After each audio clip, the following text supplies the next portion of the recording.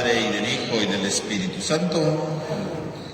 El Señor, que dirige nuestros corazones para que amemos a Dios, esté con todos ustedes. Hermanos, buenos días a todos. Sean bienvenidos a esta celebración, a que nos reunimos como cada domingo a recordar la alianza que Dios hace con nosotros, el amor que tiene en nuestras vidas. Por ello, al iniciar esta celebración, reconozcamos delante del Señor que a veces no hemos sido fieles a esa alianza, que a veces no hemos respondido a su llamado, a seguirlo, a estar unido a Él, sino que nos distanciamos y seguimos otras realidades. Por eso, al iniciar nuestra celebración, pidámosle perdón en un momento de silencio.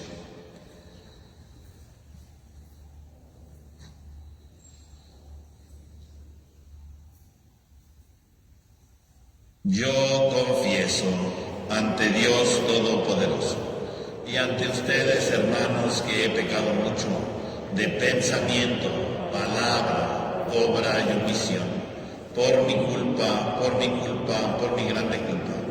Por eso ruego a Santa María, siempre Virgen, a los ángeles, a los santos y a ustedes, hermanos, que interceden por mí ante Dios nuestro Señor. Dios Todopoderoso tenga misericordia de nosotros, perdone nuestro pecado y nos lleve a la vida eterna.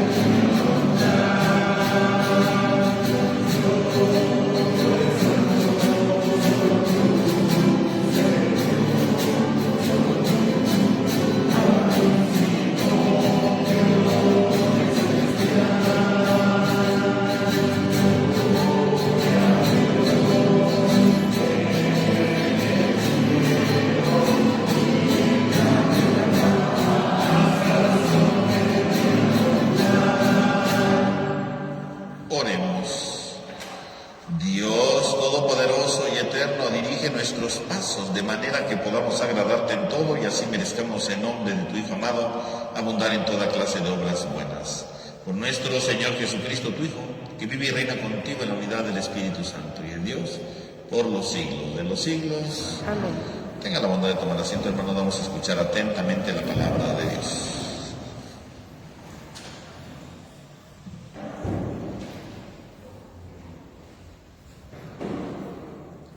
Del libro del profeta Isaías. En otro tiempo, el Señor humilló al país de Zabulón y al país de Neftalí, futuro llenará de gloria el camino del mar, más allá del Jordán, en la región de los paganos. El pueblo que caminaba en tinieblas vio una gran luz.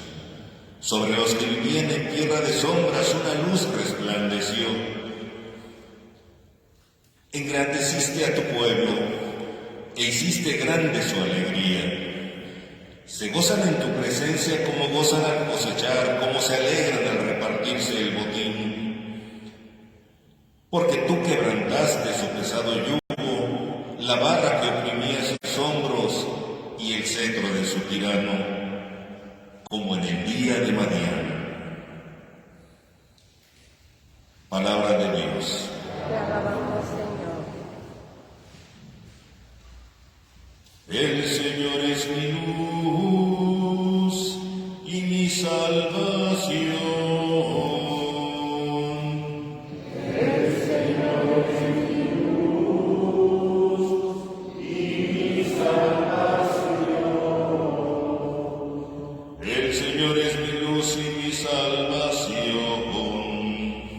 ¿A quién voy a tenerle miedo? El Señor es la defensa de mi vida. ¿Quién podrá hacerme temblar? El Señor es mi luz y mi salvación. Lo único que pido, lo único que busco, es vivir en la casa del Señor toda mi vida, para disfrutar las bondades del Señor y estar continuamente en su presencia. El Señor es mi luz y mi salvación. La bondad del Señor espero ver en esta misma vida. Ármate de valor y fortaleza, y en el Señor confía. El Señor es mi luz y mi salvación.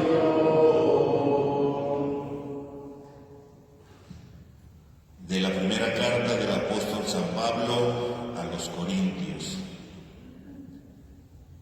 Hermanos, los exhorto en el nombre de nuestro Señor Jesucristo a que todos vivan en concordia y no haya divisiones entre ustedes, a que estén perfectamente unidos en un mismo sentir y en un mismo pensar. Me he enterado, hermanos, por algunos servidores de Chloe, de que hay discordia entre ustedes. Les digo esto porque cada uno de ustedes ha tomado partido diciendo: yo soy de Pablo, yo de Apolo, yo de Pedro, yo de Cristo. ¿Acaso Cristo está dividido? ¿Es que Pablo fue crucificado por ustedes? ¿O han sido bautizados ustedes en nombre de Pablo? Por lo demás, no me envió Cristo a bautizar, sino a predicar el Evangelio, y eso no con sabiduría de palabras, para no hacer ineficaz la cruz de Cristo. Palabra de Dios. Te alabamos, Señor.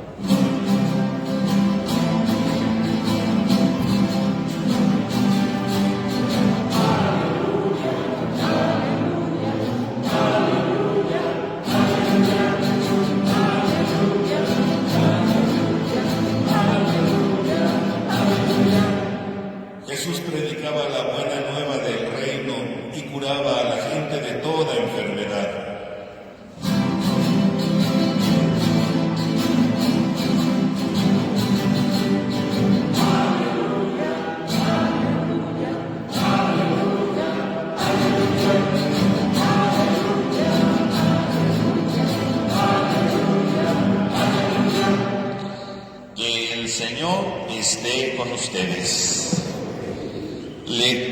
del Santo Evangelio según San Mateo. Al enterarse Jesús de que Juan había sido arrestado, se retiró a Galilea y dejando el pueblo de Nazaret se fue a vivir a Cafarnaúm, junto al lago, en territorio de Zebulón y Neftalí, para que así se cumpliera lo que había anunciado el profeta Isaías. Tierra de Zabulón y Neftalí, camino del mar, al otro lado del Jordán, Galilea de los paganos. El pueblo que yacía en tinieblas vio una gran luz. Sobre los que vivían en la tierra de sombras, una luz resplandeció. Desde entonces Jesús comenzó a predicar diciendo: conviértanse porque ya se ha hecho cercano el reino de los cielos. Una vez que Jesús caminaba por la orilla del mar de Galilea, vio a dos hermanos, Simón, llamado después Pedro, y Andrés, los cuales estaban largando las redes porque eran pescadores. Jesús les dijo: síganme, y yo los haré pescadores de hombres. Ellos inmediatamente dejaron las redes y los siguieron. Pasando más adelante, vio a otros dos hermanos, Santiago y Juan, hijos de Zebedeo, que estaban con su padre en la barca, remendando redes, y los llamó también. Ellos, dejando enseguida la barca y a su padre, los siguieron. Andaba por toda Galilea, enseñando a las sinagogas y proclamando la buena nueva del reino de Dios, y curando a la gente de toda enfermedad y dolencia. Palabra del Señor. Tengan la bondad de tomar asiento un momento, hermanos, por favor. Hermanos, el día de hoy hemos escuchado en este texto del Evangelio el inicio de la predicación de Jesús. Y para ello San Mateo coloca esta predicación de Jesús en Cafarnaúm, pero la hace coincidir con un texto del profeta Isaías, para que se cumpliera lo que había anunciado Isaías. Esto es muy importante porque a lo largo del Evangelio de San Mateo va a ir citando textos del Antiguo Testamento para hacerlos coincidir con el actuar de Jesús, ¿no? Con su predicación. Y hoy encontramos esta cita, ¿no? De Isaías, que curiosamente es la misma cita que leíamos hoy en la primera lectura, ¿no? Si vemos justamente lo que cita el San Mateo en su Evangelio, es justamente lo que leímos hoy en la primera lectura, ¿no? Dice el profeta Isaías, ¿no?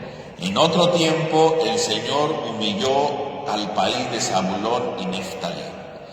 En primer lugar dice que el Señor humilló. ¿Qué significa humillar, no? Porque hoy en nuestro contexto, humillar pensamos a alguien que le está haciendo bullying, ¿no? Que le está burlando, ¿verdad? O algo así, ¿no? Pero no es eso. Porque dice el Señor humilló. Y no se refiere, ¿verdad?, en el sentido de que Dios esté burlando de esas tierras. Por supuesto que no. El Señor humilló significa algo más importante. El pueblo recibe una humillación. Pero ¿en qué consiste la humillación? No en burlarse de ellos, no en hacerlos sentir mal, no. Sino la humillación está en que el pueblo reconoce que no ha sabido ser fiel a Dios. La humillación consiste en que el pueblo se siente pequeño, se siente frágil, se siente limitado ante su modo de vivir con respecto a lo que Dios le pide. No han vivido, no han sido capaces de vivir el proyecto de Dios, ¿no? Esa es la humillación. Porque se dan cuenta que son miserables delante del proyecto de Dios, que son miserables delante de lo que Dios dice, delante de lo que Dios propone, delante de lo que Dios va pidiendo en su alianza. No han sido capaces de vivir la alianza de Dios, no han sido capaces de poner en práctica lo que Dios dice, y por lo tanto entonces han sido humillados, es decir, se han dado cuenta que no son fieles al proyecto de Dios. A eso se refiere aquí con humillar, ¿eh? Entonces, el Señor humilló significa que el Señor les hizo ver que no son fieles a la alianza, que pedía amor y entregaban odio, que pedía justicia y eran injustos, ¿no? Que pedía verdad y vivían en la mentira. El Señor los humilló. Y entonces aquí habla de dos realidades. Humilló, dice, al país de Zabulón y Neftalí. ¿A qué se refiere Zabulón y Neftalí? Estas son dos de las tribus del pueblo de Israel, ¿verdad? Cuando salió el pueblo de Israel, ¿verdad?, de Egipto, ¿verdad?, salieron las tribus de Israel, ¿no? Se dice que eran 12, bueno, dos de las tribus, de esas 12, una se llamaba Zabulón y otra se llamaba Neftalí, a eso se refiere. Y cuando llegaron a la tierra prometida, después de conquistarla, ¿verdad?, se fueron acomodando, ¿verdad?, en diferentes lugares, ¿no? Por lo tanto, Zabulón y Neftalí se refiere a las zonas que esas tribus, ¿verdad?, en el pasado se habían acomodado. Y justamente en la época que escribe el profeta Isaías, la tierra de Zabulón y Neftalí ya había sido conquistada por los asirios, ¿no? Es decir, ya había sido ocupada, ¿verdad?, por los extranjeros, porque había habido un montón de revueltas y entonces los asirios habían tomado ya esos territorios. Por lo tanto, ahí empieza entonces, el pueblo se da cuenta que es miserable, el pueblo se da cuenta que no es fiel a la alianza de Dios, y no solamente eso, el pueblo se da cuenta que ha perdido parte de su territorio. ¿Cuál territorio perdieron? El que le correspondía a la tribu de Zabulón y de Neftalí, ¿no? A eso está diciendo ahí, ¿no? Por eso es lo que está diciendo el texto, ¿no? Por lo tanto, el profeta Isaías está diciendo esto, ¿verdad?, para hacer ver lo que están viviendo en ese momento. El pueblo del norte, ¿verdad?, Israel, ¿verdad?, ha perdido parte de su territorio, dice, pero en el futuro llenará de gloria el camino del mar. En el futuro tendrá la gloria. Es decir, el profeta Isaías dice, va a haber un rey que va a venir y que en el futuro va a traer cierta estabilidad al pueblo, ¿no? Y efectivamente, en aquel tiempo nació un rey, ¿verdad?, que fue el rey Ezequiel, que trajo estabilidad al reino del sur, ¿no? Pero en el fondo Isaías tiene una promesa de futuro, algo tiene que cambiar algún día, no puede vivir para siempre así, ¿no? Y entonces, ¿verdad?, continúa, ¿verdad?, con un poema, ¿verdad?, el profeta Isaías diciendo, el pueblo que caminaba en tinieblas vio una gran luz, sobre los que vivían en tierra de sombras, una luz resplandeció. Y entonces aquí aparecen dos imágenes muy importantes contrapuestas, la tiniebla con la luz, las sombras con la luz. El pueblo que vivía en tinieblas. Primero, la tiniebla. ¿Qué es la tiniebla? La tiniebla se refiere en primer lugar, por supuesto, al pecado, ¿no?, a todo aquello que oprime al hombre, que no le permite ser feliz, que no le permite realizarse, ¿no?, que lo va destruyendo, ¿no? Y entonces la tiniebla se refiere a todo ámbito de destrucción, ¿no?, a todo lo que oprime mi corazón. Entonces, por ejemplo, el odio es la tiniebla, ¿no?, porque oprime nuestro corazón. La envidia, ¿verdad?, la injusticia, los sistemas, ¿verdad?, que destruyen, que reducen la vida del otro, esos son la tiniebla, o aspectos destructivos, ¿verdad?, aspectos catastróficos que impiden que se vaya transformando todo, ¿no? Ahí está la tiniebla, ¿no? Por lo tanto, la tiniebla representa todo aquello que limita, que encata al hombre, ¿no?, que no le permite vivir en la libertad de Dios, ¿no? El pueblo que vivía en tiniebla. Y no nada más pensemos en la tierra de Zabulón y Neftalí, nosotros a veces vivimos en las tinieblas, ¿no?, cuando nos vivimos, ¿verdad?, de rencorosos, cuando nos vivimos de envidiosos, cuando nos aprovechamos de los demás, ¿verdad?, cuando le vemos la cara al otro, vivimos en tiniebla, ¿no? Ahí está la tiniebla. Por lo tanto, la tiniebla en primer lugar representa todo lo que impide, ¿verdad?, que el hombre sea feliz. Todo lo que hace que el hombre se reduzca a envidias, a odios, a rencores, a divisiones, a peleas. La tiniebla, el pueblo que vive en tiniebla. El pueblo que vivía en tierra de sombras. ¿Y qué son la tierra de sombra? ¿A qué se refiere la sombra? La sombra significa a la incapacidad para ver las cosas como son. Y las vemos entonces como a nosotros nos parece, ¿no? Porque cuando alguien ve en sombras, ¿no?, pues no entiende bien las cosas, uno más o menos las interpreta, ¿no? Cuando uno ve en sombras, ¿verdad?, dice, ay, pues creo que parece esto, ¿no? Creo que parece, ¿verdad?, por lo que yo conozco, por lo que mi imaginación trabaja, creo que parece esto, ¿no? Entonces, cuando alguien ve sombras, pues más o menos se imagina las cosas, ¿no? Porque no ve claramente, ¿no? Allí verán, yo tengo lentes, ¿no?, porque si no tuviera lentes vería todo borroso, ¿no? Y vería las cosas más o menos, dirá, ay, pues creo que parece esto, ¿verdad? Pero a lo mejor no es cierto, porque no veo bien yo. Cuando se habla de las sombras, significa entonces el hombre que es incapaz de ver las cosas como son y ve las cosas como él cree que son, ya sea para su conveniencia o ya sea según sus miedos, según sus temores, ¿no? Esas son las sombras.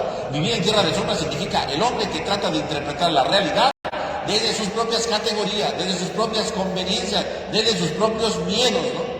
Y entonces significa efectivamente que el hombre no entiende la realidad porque la está entendiendo solamente desde lo que él quiere, desde lo que a él le va bien, mejor o desde lo que él teme, ¿no?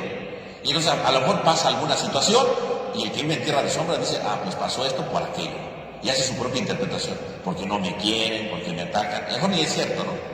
O pasó esto, ¿verdad?, porque me va a ir mal, ¿no?, porque tenemos miedo, ¿no? Ay, pues yo creo que me va a ir mal, ¿no? Y en tierra de sombras. A veces las cosas las interpretamos a nuestra conveniencia, ¿no? Y entonces a lo mejor hubo un problema y a lo mejor en ese problema ni siquiera estaba incluido yo, y ya me incluí yo. Ah, no, es que esto. No, a ver, la tierra de sombras es cuando yo hago las cosas sin entender bien las cosas, nada más como yo creo. O me da miedo aquello, y como me da miedo, pues lo interpreto desde mi miedo, ¿no? Por lo tanto, mis hermanos, podemos descubrir precisamente cómo se vive en tierra de sombras cuando no entendemos la realidad, cuando no somos capaces de comprender las cosas. Ahí empieza la tierra de sombras, ahí está la situación. Y entonces dice el profeta Isaías, el que caminaba en tinieblas vio una luz, los que vivían en tierra de sombra resplandeció una luz, la luz que aparece, ¿no? Y entonces el profeta Isaías está diciendo, aquellos que vivían en tiniebla, en pecado, empezará a brillar la luz. Una luz que quitará sus tinieblas. Una luz que les hará comprender que no está bien vivir en el odio, sino que deben de empezar a perdonar. Una luz que va a brillar y que les tiene que iluminar su vida para empezar a vivir la reconciliación en lugar de la venganza. Una tiniebla de injusticia que tiene que disiparse ante la luz de la justicia, de la solidaridad y de la ayuda a los demás. Esa es la luz que debe de brillar.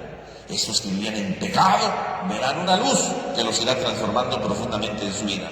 Y los que vivían en tierra de sombras, los que veían las cosas a su modo, a su conveniencia, a su temor, brillará, resplandecerá una luz. Es decir, empezarán a entender las cosas no desde sus categorías, sino desde las cosas como son.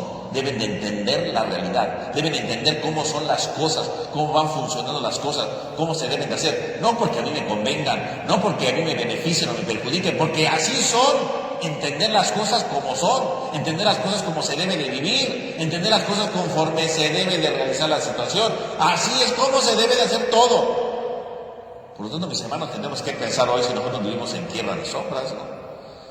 Interpretando las cosas a nuestra manera, desde nuestros prejuicios, desde nuestros miedos.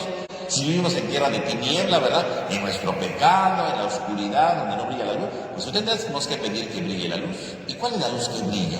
¿Cuál es esa luz de la que habla el profeta Isaías? Bueno, pues esa luz efectivamente era la acción de Dios, el rey que vendría, pero hay algo más todavía. Esa luz que brilla es Cristo, dice el Evangelio de Mateo. Por eso San Mateo cita este pasaje en su Evangelio. Brillará una luz. ¿Y quién es esa luz que brilla? Cristo. Por eso dice, desde entonces comenzó Jesús a predicar. Jesús empieza a predicar porque esa es la luz en medio de la tiniebla. Esa es la luz en medio de la sombra. ¿Y cuál es el primer paso para que esa luz pueda brillar en nuestra vida? Dice Jesús. Jesús predicó diciendo, conviértanse porque ya se ha hecho cercano el reino de los cielos. ¿Cuál es esa luz que va a brillar? Esa luz que va a brillar va a hacerse posible en nuestra vida si nosotros nos convertimos. Conviértanse. La primera exhortación de Jesús es esa: conviértanse. Es el momento de la conversión. ¿Quieres que la tiniebla desaparezca de tu vida? ¿Quieres que la sombra desaparezca de tu vida? Conviértanse. Eso es lo que está diciendo Jesús. Dejemos de estar pensando en otras categorías, sino pensar desde la categoría de Dios, conversión. ¿Y qué es la conversión? La conversión, recordemos que no es simplemente un cambio de vida, ¿no? No es que, bueno, ya voy a portarme un poquito mejor, ya voy a decir menos mentiras, ya voy a ser más amable. No, eso no es la conversión. La conversión es un cambio de vida, no es un cambio de fuera. La conversión es algo mucho más profundo, ¿no? La conversión es sobre todo un cambio de mentalidad, cambiar nuestra manera de pensar. Porque cuando cambiamos nuestra vida, cuando cambiamos lo exterior, pues no sirve de nada. Voy a decir menos mentiras. Y bueno, al principio podemos, pero como por dentro seguimos pensando que está bien decir mentiras, pues al rato las voy a volver a decir, ¿no? Ya voy a ser menos envidioso, voy a compartir. Y compartimos hoy, compartimos mañana, pero en mi mente, en mi interior, sigo siendo egoísta. Pues al final voy a volver a mi egoísmo, ¿no? Solamente cuando cambiamos nuestra manera de pensar y decir, a ver, no, está mal que yo haga esto, tengo que descubrir la bondad del compartir, la bondad de la verdad, o yo qué sé, empezar a cambiar nuestro modo de pensar, nuestras obras van a ser distintas. Porque a veces solamente queremos ser buenos exteriormente y volvemos a caer, porque no nos hemos convencido de eso, no hemos descubierto la bondad de eso. La conversión consiste en cambiar nuestro modo de pensar, convencernos, ¿verdad? Descubrir el valor de esto, y nuestras obras por añadidura cambian. Por eso hay gente que luego quiere cambiar, ¿verdad? Va a hacer cosas, pasa un tiempo y vuelve a caer en el mismo pecado. ¿Por qué? Pues porque no está convencido de lo que está haciendo, ¿no? A veces eso ya debe ser, ya no puedo, es imposible. Pues porque nunca cambió su modo de pensar, siempre siguió pensando en lo anterior, ¿no? No, la conversión es un cambio de vida, dice Jesús. Conviértanse porque se ha hecho cercano el reino de los cielos. Hay momento de la conversión. Ahí comienza la luz. ¿Cómo puede quitarse la luz de la injusticia? Cuando yo empiece a cambiar mi mentalidad y me vuelva más justo, más honesto. ¿Cómo cambiaré la tiniebla de la mentira de mi vida? Cuando me convenza que la verdad es lo más importante, y entonces brillará la luz de eso, ¿no? ¿Cómo cambiaré, verdad, mis actitudes deshonestas en la vida? Cuando me descubra que eso no es lo bueno y empiece a descubrir el valor de la honestidad, entonces brillará, resplandecerá la luz de la honestidad de mi vida y mi vida cambiará. Por lo tanto, la luz empieza a brillar cuando el hombre empieza a convertirse, cuando el hombre empieza a transformar su vida, cuando el hombre empieza a renovarse profundamente. Ahí es donde todo cambia, ahí es donde todo es distinto, ahí es donde se renueva el corazón del hombre. Y entonces el hombre empieza a ser nuevo, el hombre empieza a transformarse profundamente. Y entonces no solamente brilla todo por la conversión, sino que se hace cercano al reino de los cielos. Conviértanse porque se ha hecho cercano al reino de los cielos. Ya está aquí el reino de los cielos. Ya no hay que esperar otra cosa, ya no hay que vivir a ver cuándo llega Dios. No, Dios ya está con nosotros, Dios ya vive con nosotros, Dios ya está cerca de nosotros. Ha llegado el momento de que el reino de los cielos esté en nuestra vida. Y se va a ir manifestando en la medida que convirtamos nuestra mente, en la medida que cambiemos nuestro modo de pensar. Y brillará esa luz para que las tinieblas y las sombras se vayan disipando en medio de nuestra vida. Pues pidamos, mis hermanos, a la luz de este texto, de estos textos que hemos escuchado hoy, que efectivamente reconozcamos nuestra tiniebla, nuestras sombras, y lo más importante, pedirle al Señor que brille nuestro corazón, que nos ayude a empezar nuestro proceso de conversión, cambiando nuestra mentalidad, nuestro modo de entender las cosas, para ver la ley de Dios y hacer que el reino brille en medio de nuestras vidas. Que así sea.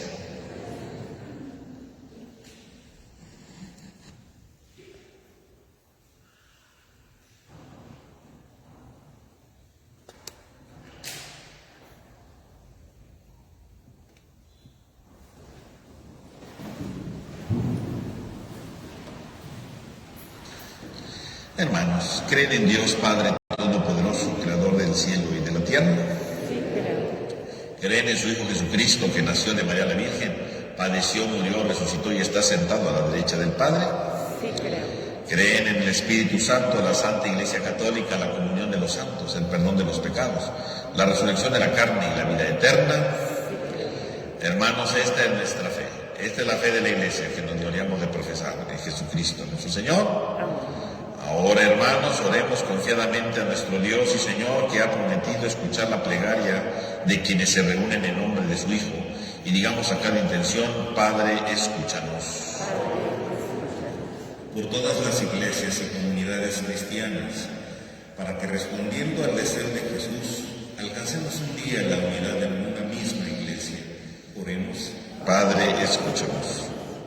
Por los cristianos de todas las iglesias, para que la palabra de Dios tenga el relieve y el valor que le corresponden y se manifieste en la vida dando testimonio de Jesucristo.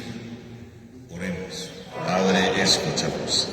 Por los cristianos que son perseguidos por su fe, para que Dios les conceda fortaleza en su tribulación y transforme los corazones de sus perseguidores.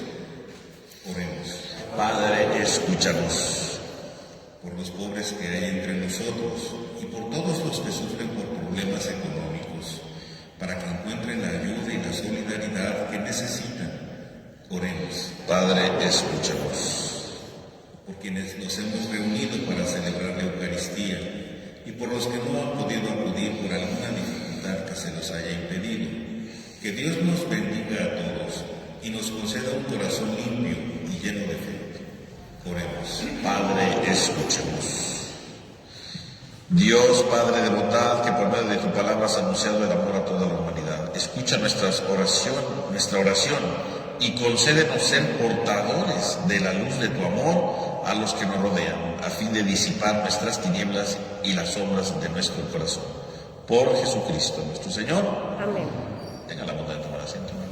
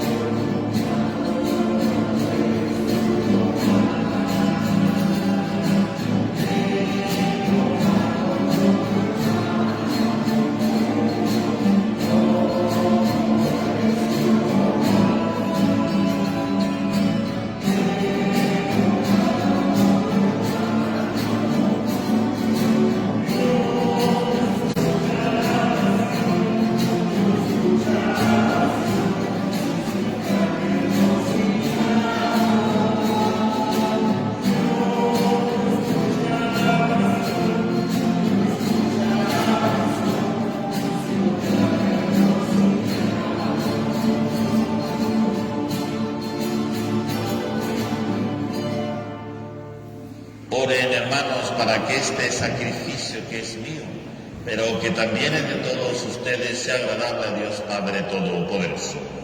Señor, reciba de tus manos este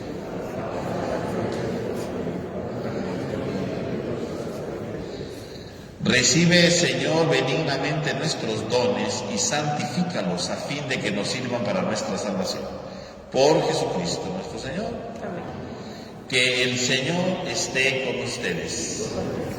Levantemos el corazón. Demos gracias al Señor nuestro Dios.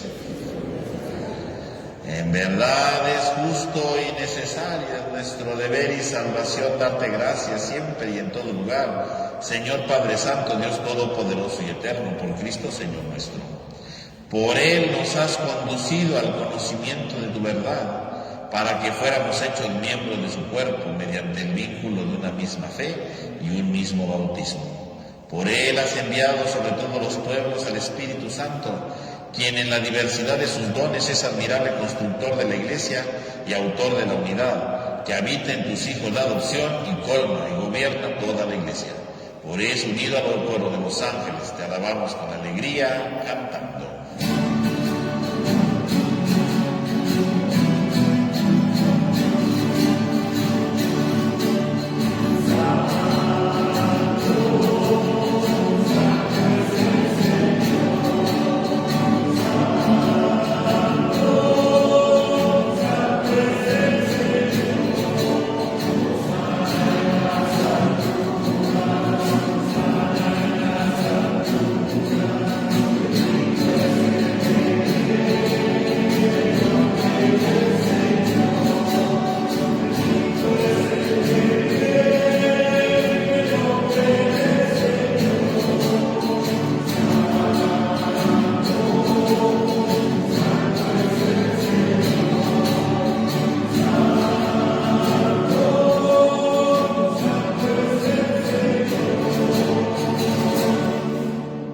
Santo eres en verdad, Señor, fuente de toda santidad. Por eso te pedimos que santifiques estos dones con la efusión de tu Espíritu, de manera que se convierta para nosotros en el cuerpo y la sangre de Jesucristo nuestro Señor, el cual, cuando iba a ser entregado a su pasión voluntariamente aceptada, tomó pan.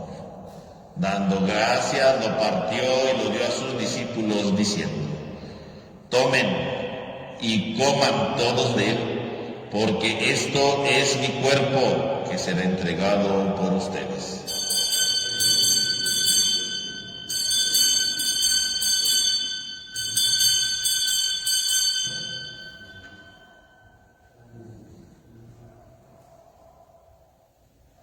Del mismo modo, acabada la cena, tomó el cáliz, dando gracias de nuevo, lo pasó y lo dio a sus discípulos diciendo: tomen y beban todos de él, porque este es el cáliz de mi sangre, sangre de la alianza nueva y eterna, que será derramada por ustedes y por muchos para el perdón de los pecados. Hagan esto en conmemoración mía.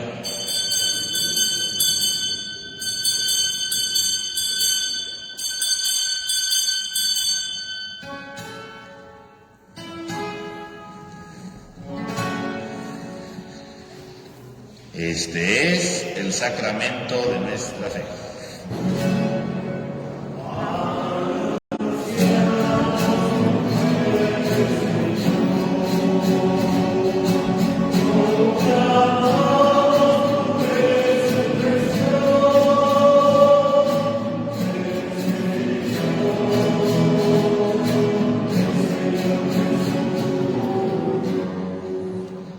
Así pues, Padre, al celebrar ahora el memorial de la muerte y resurrección de tu Hijo, te ofrecemos el pan de vida y el cáliz de salvación.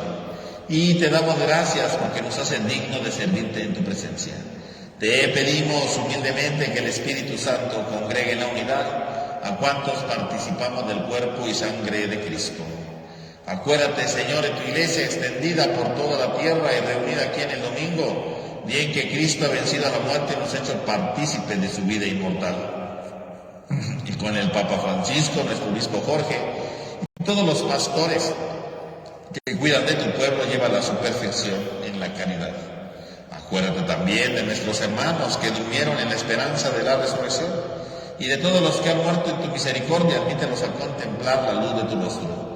Ten misericordia de todos nosotros, y así con María, la Virgen Madre de Dios, San José su esposo, los apóstoles, y cuantos vivieron en tu amistad a través de los tiempos, merezcamos por tu Hijo Jesucristo compartir la vida eterna y cantar tus alabanzas.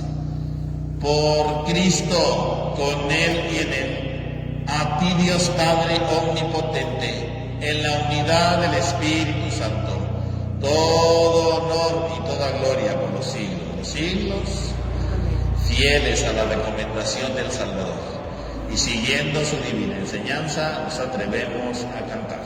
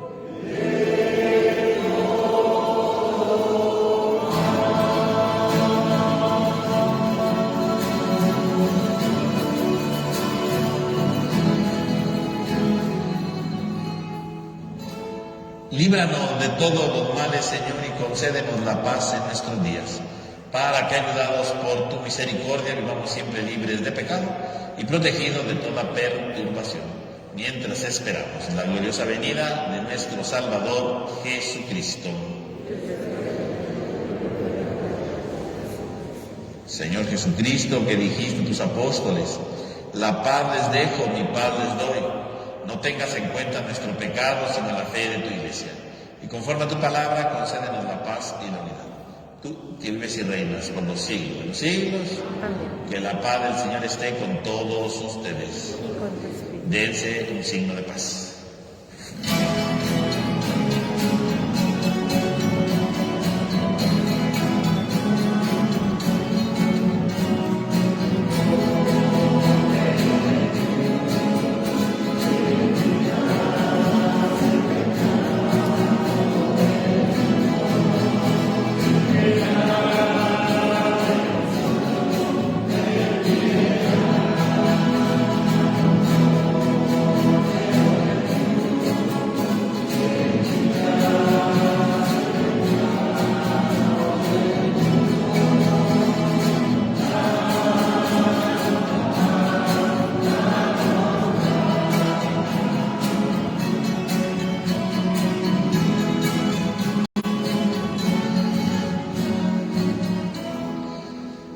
Este es el Cordero de Dios que quita el pecado del mundo.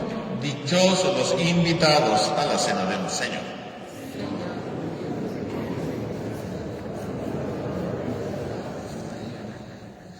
recibir la comunión, les recuerdo que la damos en la mano derecha abajo de la izquierda, cubrebocas abajo, comulgamos y sacudimos nuestra mano sobre la mesa, ¿verdad? Para evitar que caiga cualquier partícula del cuerpo de nuestro Señor, por favor.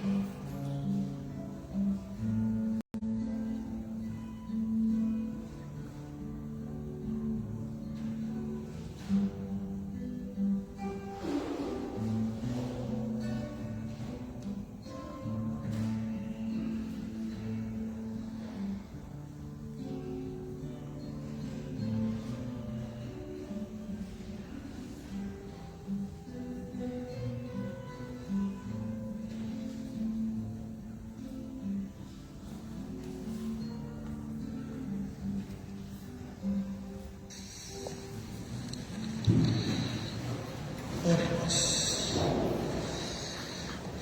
Concédenos, Dios Todopoderoso, que al experimentar el efecto vivificante de tu gracia, nos sintamos siempre dichosos de este don tuyo. Por Jesucristo nuestro Señor. Hermanos, a partir de hoy va a empezar la colecta para la fiesta de San Marcos. Ya saben que los de la comisión, van haciendo esta colecta cada año para preparar la fiesta en abril. Entonces, a partir de hoy va a empezar la colecta para la fiesta. Van a estar ahí en el atrio de San Marcos, ¿verdad? Quien quiera puede ir a darles su colaboración, o bien también van a ir pasando por las casas, como lo hacían anteriormente, antes de la pandemia, para la colecta. Acuérdense que siempre que den su aportación, les tienen que dar su recibo, ¿verdad? No nada más es así, sino les tienen que dar el recibo, por favor.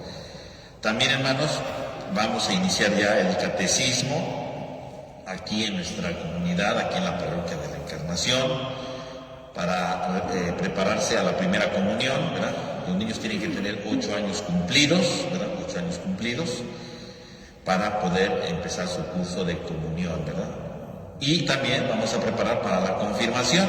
Para la confirmación se necesita tener los 11 años cumplidos y haber hecho ya la primera comunión, ¿verdad? Porque son 2 cursos distintos, uno es para la comunión, otro para la confirmación, son 2 cursos diferentes. Entonces, para la comunión, tener por lo menos 8 años, de 8 años en adelante, ¿no? Y para la confirmación tienen que tener 11 años y ya haber hecho la comunión.